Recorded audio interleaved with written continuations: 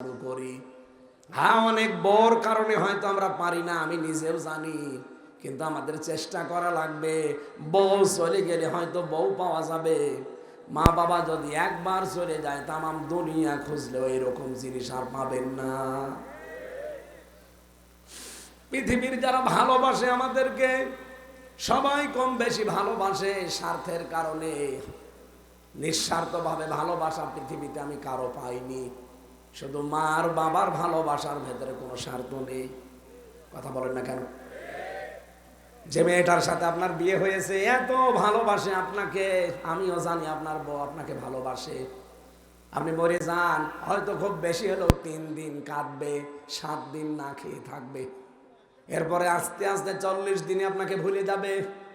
4 মাস 10 দিন পরে তার মা বাবা তাকে নিয়ে দেখবেন অন্য জায়গায় বিয়ে দিয়ে দেবে। 2-3 দিন পরে সেই তার বাবা মার কাছে মোবাইলে বলবে, বাবা ভালোই করেছেন, আপনার আগের জামাই ছাড়া এইটা আরো 100 গুণ ভালো। এই হচ্ছে দুনিয়া। এদের পেছনে থাকতে গিয়ে, এদের মন খুশি করার জন্য আল্লাহর পরে যাদের স্থান, এই মা বাবাকে নারাজ করা যাবে? কেউ করব এখন থেকে আমরা? আল্লাহ আমাদের হেফাজত করুন, বলেন আমিন।